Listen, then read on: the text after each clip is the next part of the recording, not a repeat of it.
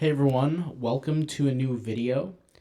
Today I'm going to be talking about how you, yes you, could be sitting on $100,000 per year business all inside of your head, but you haven't brought it into manifestation yet. And let me just be clear, when I say manifestation, all I mean is into existence. That's all I mean. I'm not talking about, crossing your legs, putting some makeup on your third eye and humming away and thinking something's just gonna appear. I'm not talking about that kind of manifestation. I'm just talking about bringing something into existence. Okay. So yeah, most of you guys have $100,000 a year business inside your head. You just haven't brought it to life yet. And I want to talk about this because this is exactly what I am doing, what I have done, and what I will continue to do. And I'm going to give you guys some real life examples.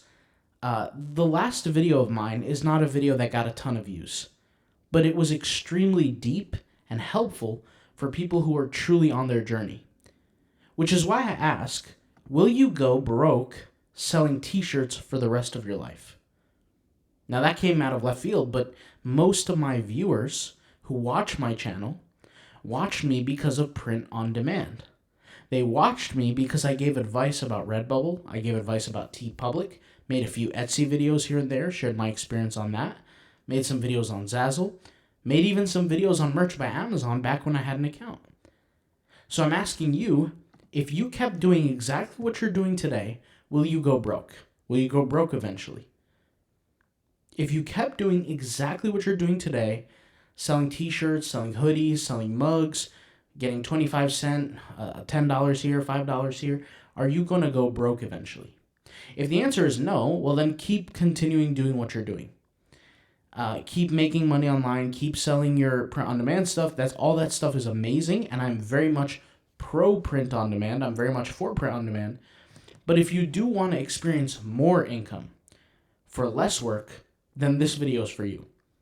The reason why I asked this question, which might be striking to some people, is I want to be clear. I'm not telling people to assume that print-on-demand is bad or it will make you broke. No.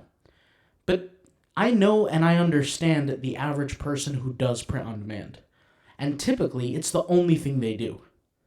Typically, people who do print-on-demand don't really do anything else because they found a system that works for them. They get paid a little bit of money. The average person in the print-on-demand field probably makes about $300 a month.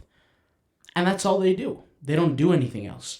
They don't look for any other business opportunities. They don't continue to learn and educate. They don't continue to grow and try other things. They just stick in that niche. And they really don't do anything else. So that's why I asked that question. But as far as you sitting on $100,000 a year business in your head, it's all inside of your head. Let me explain what I mean. My aim, since the beginning of this YouTube channel, which is why it's called Autopilot Passive Income, has nothing to do with selling t-shirts or hoodies or Redbubble or merch by Amazon or any of that. It's purely just to create income sources. Print on demand is a vehicle to take that t-shirt and turn it into money. That's all it is. For me, you guys know the majority of the way that I made money was through blogging, and blogging was a vehicle for me to make money. So much so that if you take like an ebook, for example, that ebook can be your vehicle to make you money. Now, you don't have to create an ebook. You don't have to create a blog.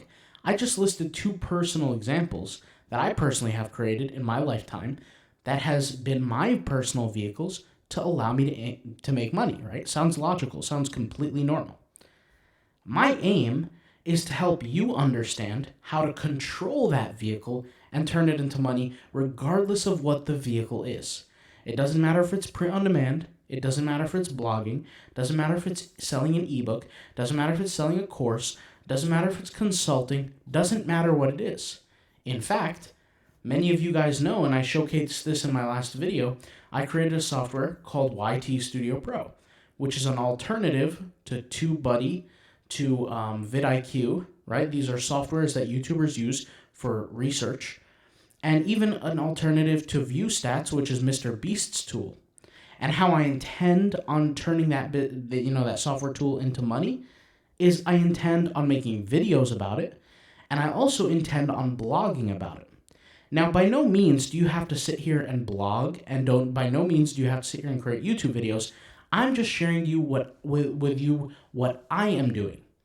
And also, let me get this clear, by no means am I telling you to sign up for my YouTube Studio Pro software, because I fully intend on promoting it to a completely separate audience where their main focus is to build YouTube channels.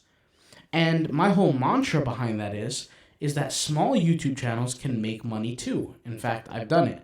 I've had a small YouTube channel with about 600 subscribers, not in this niche, but in a completely different niche, with two products that I was affiliate marketing for. One product was $150, the other one was $350. And within 700 subscribers that I gained in 1 year, doesn't sound like a lot, that turned into a $70,000 business, per year business, $70,000. And it was, if you want to get exact numbers, it was $67,000 that I generated off of those 700 subscribers. Which is why I say small YouTube channels can make money. It just takes research and all this, but I felt passionate enough about it because I've experienced it, and therefore I took a product that I created and I'm turning it into money by way of the vehicle, which is why I'm teaching this idea of doesn't matter what you're selling. Doesn't matter if it's software, doesn't matter if it's an ebook, doesn't matter if it's consulting, it doesn't even matter if you're selling your own services. You have to figure out and you have to learn how to create that vehicle, and so it can drive you to the money, it can take you to the money, which is exactly what this channel is for. When I taught things like Instagram marketing for print on demand, what is that? That's just another vehicle. That's all it is. I'll give you another example. I created an ebook that was $99 teaching people everything there is to know about French drain systems. And if you don't know what a French drain is, just look it up. It has to do with home maintenance, but that ebook was well worth in its value. You know, a lot of people, if you just ask some random guy on the street, hey, would you pay $99 for an ebook? 10 out of 10 people would say no. But context is everything. Because anybody who actually knows about hiring somebody to do work for you on a French drain system is going to cost thousands upon thousands of dollars. It's not like a $400 service fee. No, this is something that could cost tens of thousands of dollars, and at minimum 8 to 10 grand for work for French drain work. And most people who have who are able-bodied, they don't have that kind of money, so they would much rather do it themselves. And so they buy this ebook, which was promoted by YouTube and blogging, and it turned into money for me. So think about that. I was selling an ebook for $99, and that ebook not only changed people's lives because it helped them save tens of thousands of dollars, but more importantly, it provided them value, and they were willing to spend the money on that. So I'm going to give you guys two personal examples, okay, that I personally find as examples of businesses that you could do as well. Now, if you've seen some of my past YouTube videos, I've told people that you have to fit one of these three categories. You have to either be experienced in a certain topic, or you have to be the journeyman, meaning you're going through the journey and you're sharing your story, or you're purely just sharing your opinion. And that's what I mean. In order to turn any business into profit, you have to fit one of those three categories. I'll give you an example. Let's talk about dating. On YouTube, there are millions of videos around dating. On blogging, there are millions of blogs about dating. Everybody and their mother has talked about dating. But here's the thing. There are some niches within dating that are almost never talked about. But there's an audience that need those niches. And I'll give you an example. Dating for rich women. There's almost no guides, no information, no help for women who are rich, who are wealthy, who are successful, right? As a guide for them for dating. It almost does not exist. There's guides for men who are rich on dating. There's guides for just, regular people in general who are dating, all kinds of stuff like that. But there is almost no guides online or information or a place that people can go to for information for rich women that are in the dating market. Almost none. So that's an example of niching down, which is another thing that I spoke about, of how important it is to find that small niche. And the only way that you can compete from a financial perspective and actually make money is you find that small niche and you serve that community, once again, through one of the three phases. Either you're the journeyman, you're going through the journey, you're sharing your experience, you're sharing your opinion, or you have expertise that you can offer to the world. I'll give you another niche example, family life. There's a lot of people on YouTube talking about how to create the best families. They're vlogging their life. They're showing off their family, right?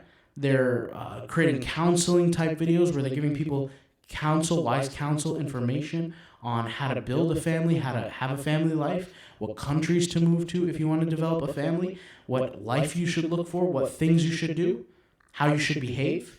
But if we niche things down, like this is something I personally would look for, is a guide, a course, a book, something that I'm willing to pay thousands of dollars for on how to raise your kids properly. You know, these are different examples of niching down into something that is much more specific and much more peculiar. And I use this example, how to raise your kids properly, because I was just thinking about this today, that, if I spoil my kids, that will break them. And if I am too strict on my kids, that will also break them. So as a guy like me, I'm sitting here in this new age in 2025 where I'm kind of at a loss, I guess you can say. I'm like, okay, how am I going to raise my kids if I do have kids? And I'll give you a quick example, and I'm not trying to go off the path here, but I'll give you a personal story, a quick 30-second personal story. When I was in the 4th grade, there was this kid named Joe in my class. And Joe was the bad kid of the class. You know, he was the cool kid, the bad kid. And I sat next to Joe one day, and I don't know how we had this conversation, but basically, and I'll make it a long story short, we came to the agreement that I was going to pay him $20, and he was going to sell me alcohol, and he was going to sell me cigarettes at the age of 4th grade. I don't know what that is. Is that 7 years old, 4 years old, 9 years old? I have no clue, but that was at 4th grade. And so surely next day, I brought the $20 in. He brought the alcohol and the cigarettes, and I took it from him. And he gave me, I took the alcohol and cigarettes, and he got the $20. Mind you, I'm in the 4th grade. And so right there in the lunchroom, I drank the alcohol. And for those who are curious, it was these travel pack sizes, like the sizes of like the shot glass type drinks that you could buy at the airport or on a plane of champagne. They were like these mini bottles, and he gave me 3 of them, and I drank them right there. And that was the only time I drank alcohol. But the story continues to where I actually left those bottles in my backpack. I left the cigarettes in my backpack, came home, and my dad, he always does these, well, not always, but like once every few weeks, he does these random checks in my backpack, sees, what's in my backpack, what's going on with my life. And just so happened that day when I came home, there it was, the alcohol, empty bottles, and the cigarettes in my backpack. Now imagine, as a parent, you see a 4th grader come home with this kind of stuff in their backpack, what do? Well, in my case, I got the daylights beat out of me. But the point is in today's world, I wouldn't know how to handle that. I really have no clue what I would do in that circumstance. And I'm not going to go too deep into the situation, but I got the beating that I deserved. It was a bad one. But I wouldn't know how to handle it in today's world. Because if I do the same thing, you never know. Your kid could notify a teacher, you get CPS call on you. Just a whole host of issues can occur. And thank God I don't have kids right now. But one day I will. And there are certain situations I wouldn't know how to handle. And I wouldn't know how to stop certain situations from even occurring in the first place, which are things that do trouble me. I wasn't an easy kid to deal with, but my parents figured it out. But that was all by luck. There's a lot of kids who are just like me and even better kids than me that turned out terribly. And so my point is that if there was a course out there, if there was a product for a few $1,000s, I would certainly pay for it on how to raise your kids properly. That's something I would absolutely pay for. But to be honest, I haven't found it out there. And I actually would take this course before I even have kids, as somebody who's prudent, as somebody who's wise, or has developed into becoming somebody wise. I wasn't always a decent person. I tried to become better each and every day. But, I was just a wild kid. I was just doing what wild kids do at that young age. And I truly didn't understand the gravity of what I did. And I'm happy to say that ever since that day, I never drank alcohol again in my life. Not a single sip, and that's why I'm very against any kind of vice that slows you down or impedes you in life. But that's my point. My point is that I would pay for something like this because I don't know the solution, and I would pay handsomely for it. So my point here is this. You are either an expert in something, you have an opinion that can be shared with people, or you are experienced something that you can share. I'm not here to tell you what that thing is. You have to figure that out for yourself. But you can turn it into a business. And you can turn it into something that will pay you. And like I said earlier in this video, is that most people know me because of print on demand. They know me because I've shown tips, I've shown tricks, I've shown tutorials around print on demand, and I knew how to turn it into a business quite easily. I knew how to succeed quite easily. I have videos of my old Merch by Amazon account that I turned into tier 500 in a matter of weeks, and I was getting enough sales to, 17, 14, 15 sales a day using Instagram marketing on Merch by Amazon. And in my full view, I was an amateur, but I was killing it compared to people who are normally of the same size account as mine. And my point is, with everything that I'm saying, is that there are people out there looking for the information that's inside your head. You have to figure out how to turn it into money. In the case of everything that I spoke about, even with the blogging tool that I showed in one of my past videos, and this tool right here is a tool that I'm creating for other people, by no means am I, kind of showing you guys this tool because I want you to pay for it. You guys are not the market for it. Most people listening to this are not into blogging. They don't see themselves blogging. But the point is that I'm sharing what I'm up to, what I'm doing.